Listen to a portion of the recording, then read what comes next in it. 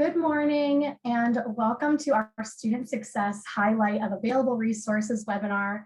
Thank you so much for having me today. My name is Kira from the Training and Support team here at Hawks Learning. And now that we are nearing the end of our term with wrapping up finals and everything that's upcoming, I just wanted to take a moment and remind you of some of the important features within your Hawks platform that will aid in your student success in your course.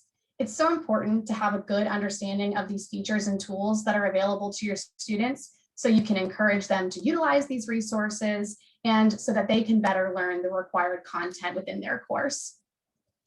The first resource that I'm wanting to share with you today is a resource within the student platform called Practice Web Tests.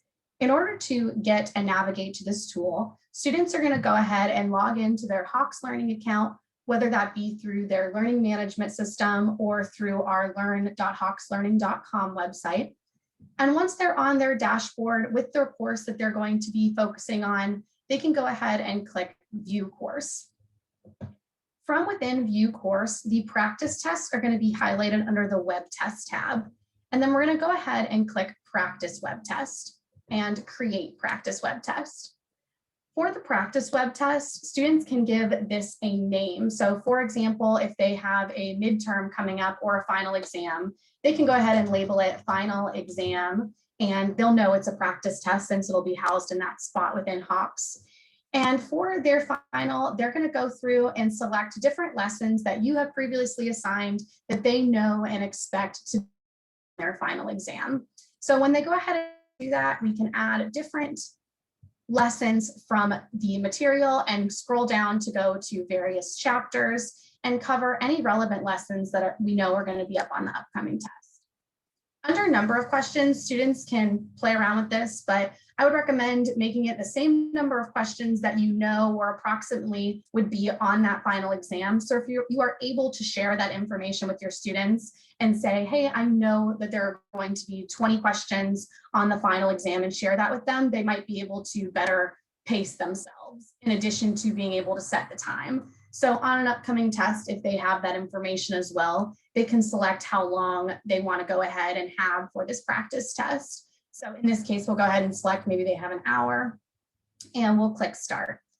The really great thing about this practice test interface is it is exactly the same as the web test interface. So if students want to come on and just get familiar with the platform, get ahead of some of that testing anxiety and understand how to navigate their test, they can absolutely do that within the practice web test feature. And then that knowledge is going to translate over in terms of how to navigate this into their actual web test.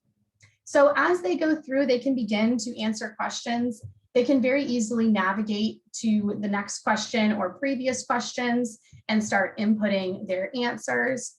As they go, their time is going to be tracked up in the upper right-hand corner, but if they wanted to not see that for whatever reason, they can go ahead and click the time hidden and then work through and try to pace themselves on each of these questions.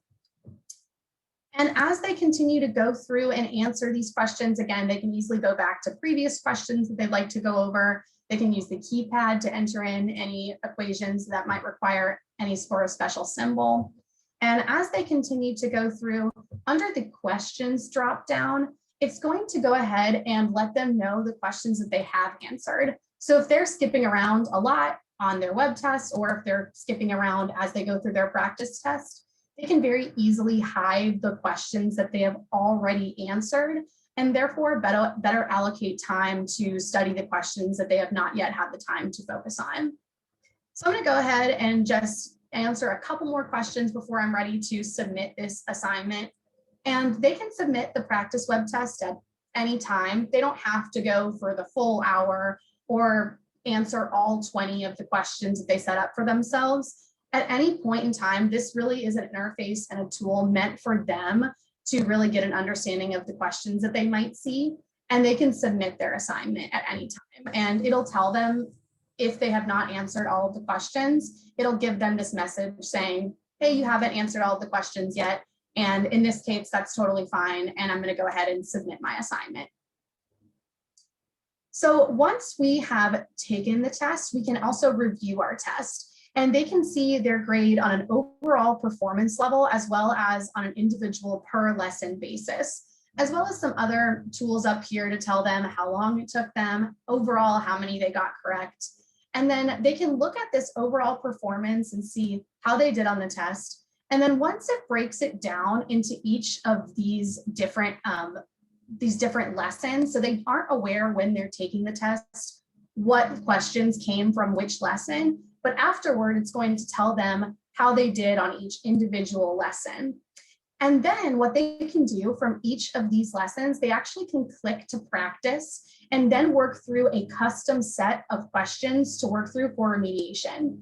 With this custom set, they'll have access then to the explain error and tutor features to allow them to learn the materials. So they can click the practice tool to better allocate their study time. So for example, if I would have performed and gotten a lot of questions correct, let's say in this lesson 2.3, but then I didn't do as well in lesson 3.4, perhaps I would decide to go ahead and prioritize lesson 3.4 and go in and do those practice questions with that remediation, with those learning aids, so that I can better learn and understand the material. And then of course, they also can retake the practice web test as well, or go into a more in-depth review of all of the questions that they were given and the answers that they then entered as well. So if I go back to the course at any time under the web test, I can come back and take that same final exam, and because of the way our questions are algorithmically generated, it'll be the same question types that are pulled from each lesson, but new values for them to practice on. So they can go through then and practice different questions that they've seen. In addition, they can always create multiple practice web tests, and the tests themselves and the reviews of how they performed on those practice web tests will be saved and housed for them under this web test tab, and then under the practice web test tab, where on the web test tab, this is where they would see those actual tests that are assigned to them in their course. Other than our practice web test feature, I just wanted to go to a traditional Hawks Learning assignment and work through any of the remaining assignments and go through a couple of reminders that may be helpful for when they're completing their homework assignment. So if I go back to our to-do list, I'm going to go ahead and select this 1.3 properties of exponents. And this page probably looks familiar to most of you, where we have that 3-step recommended learning path. And that goes through learn, practice, and certify. So learn gives the introduction to the content covered in the lesson. It has necessary definitions, rules, properties, and instructional videos, both at the lesson and example level, and examples for them to reference as they're learning the materials. If it's new content that they're seeing for the first time, Learn is especially helpful. It's a great place for them to start to know exactly what's going to be covered in the lesson. And this is a multimedia presentation of their textbook. So all of the information that they will need to cover both practice and certify will be housed within the Learn. Now, practice mode would be where they would go next, and they can move on to practice and practice every single problem that they see in practice will be in the graded component, which is the certify. So it's best if they can take time to learn it here first. If they see a question within the practice mode that they don't know how to solve, there are a few helpful learning aids within practice they can use. Two that are especially useful that are housed within practice are explain error and the tutor. So our explain error is if they attempt a question, they get it wrong, they have the explain error option. And this tool anticipates and diagnoses common mistakes in order to tell them why they got the question wrong. Another learning aid within practice is the tutor feature. They also have access to an interactive tutor for questions presented in practice. Within the tutor, we also have step-by-step features. The first option would be that interactive tutor, and it's step-by-step.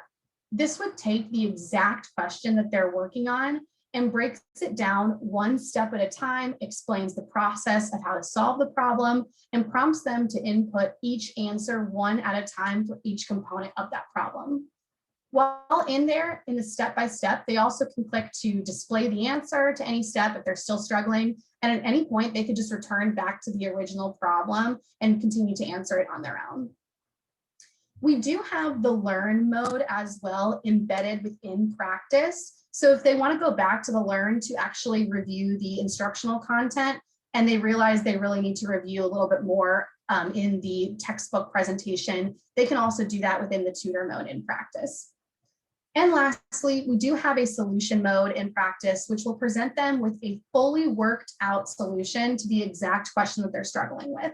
So it won't just give them the answer and give them the solution, but it's actually a way for them to check each step and the solutions for each step and why they're presented that way.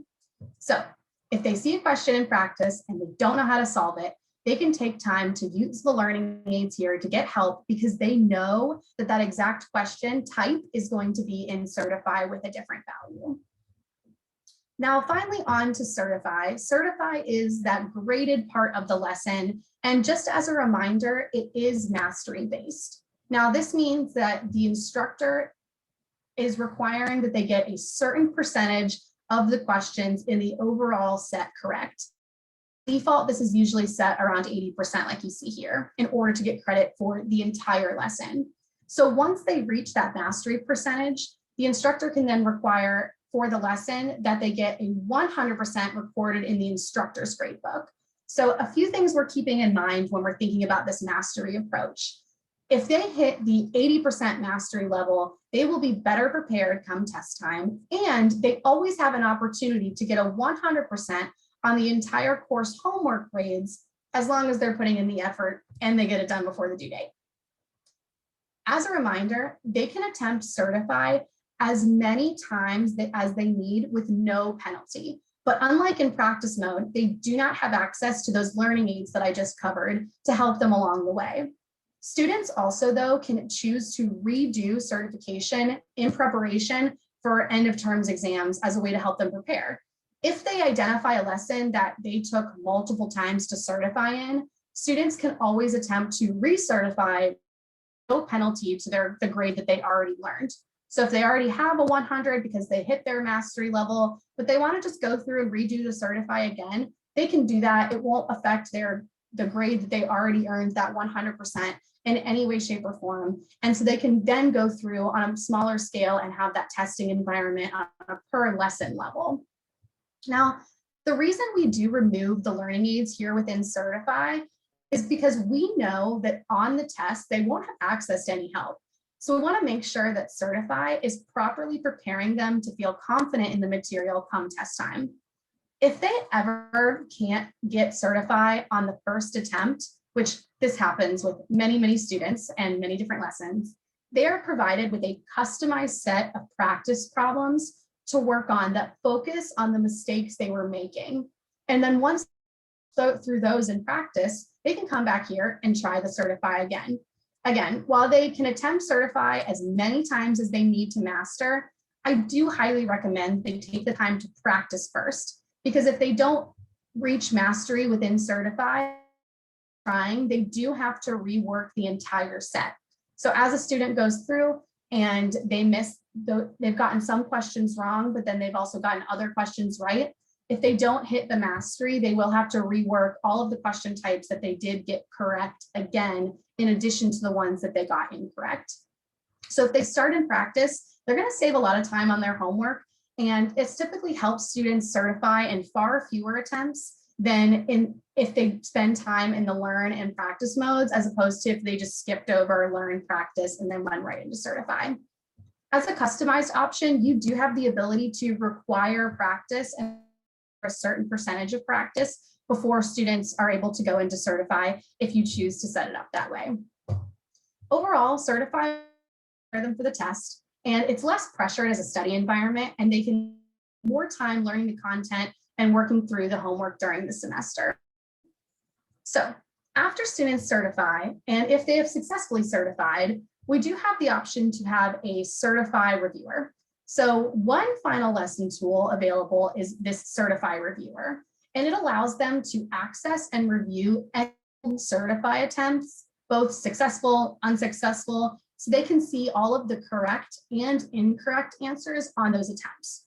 So I'll go ahead and pause. But using Certify Reviewer can be especially helpful as they prepare for tests, because reviewing old certify attempts for any lesson included on that test will help them move through the content more easily to identify questions that they may need to study more. And when using this tool, this and show you what we do recommend, and they also have the ability to write different questions as they go through that they already got correct. So on this page, we can see that right away, the student has not yet certified in this lesson. So they've had multiple attempts, but have not yet certified. And here it gives a breakdown of those attempts. And any of my old attempts here, I can go ahead and click to review that specific attempt. That's going to take me back to my certify assignment, to the exact questions and the answers I gave, as well as what the correct answer is. And then we also have the explain error feedback within the certify reviewer. So if students were here and they wanted to click to see what that explain or error feedback was for that question and for the answer that was submitted, it'll come through, give the exact question that they were just shown, the answer that was given, and then some reminders and areas of how they can better solve that problem. And then ultimately they can go back and see that solution. If I go back over to the next, I can keep going solution, and then ultimately once I'm done, I can return to the review of that question. Within here as well, they can very easily navigate back and forth between the different questions. And then I just mentioned this, but right here, they also can hide their correct answers. So any answers that they already got correct on certify and they might not want to dedicate and allocate that study, and they can go ahead and hide those correct answers so that they can focus on these areas where they need a little bit more practice. And then they can continue to go through, get that explain error feedback and the solution step by step to see where they went wrong. And then of course they can go back to certify and try again. That be they're trying again for the first time to try to get their mastery because they still haven't gotten that yet. So they're trying over and over to get that mastery, or perhaps after they go through all of this, they're ready to go. They understand their mistakes. They can get certified and hit that mastery. Or if they've already completed that mastery and they've already mastered the lesson, they can still go through those old attempts, remember some of the areas that where they went wrong in the past, and then see the explain error and ultimately go back into certify, try again. Again, that won't impact the grade that they already earned in that certify assignment. If they've mastered, they go back in again and they don't master that other time afterwards, it won't take away that mastery for them. They'll still maintain the grade that they previously had. And then heading on back to the overview, you can use a couple of these other analytic tools within here to better allocate which attempts you might want to review and how well you did on each of these attempts. In general, too, as a student, it might be helpful to look at the tool that it took you on each question and on each attempt for certify to see if you're really spending enough time in the platform to really understand and digest the materials. I really hope that these resources I've shown you with the web test and a brief overview of the learning aids that are available within practice, the option to go over certify again, in addition to reviewing those certify attempts and utilizing those tools and features, are useful to you and useful to your students so that they have a deeper understanding of the material and that you have a deeper understanding of the tools that you're able to share with them. So at this point in the webinar, I'm more than happy to answer any questions that you may have for me. Feel free to put those in the Q&A at the bottom of your Zoom room screen. I see some in there right now that I'll go ahead and take a look at and answer live.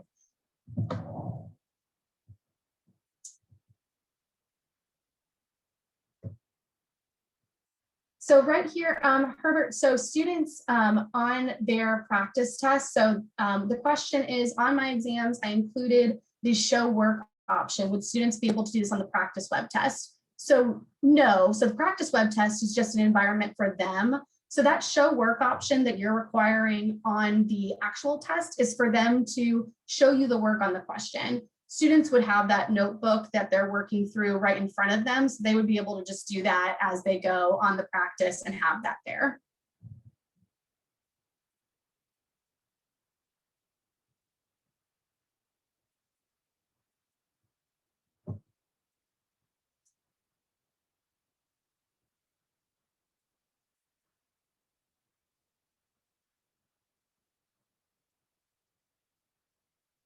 Perfect. Yes, I see one more question coming in. Yes. So within the Hawks platform, and I didn't touch on this today, they do also have the option here to go to their ebook, which would be that PDF version of their textbook. So the Learn screen is that multimedia interaction of the text, where the ebook then would be the full comprehensive text that they would have access to, and that would be up under their ebooks tab on their Hawks platform.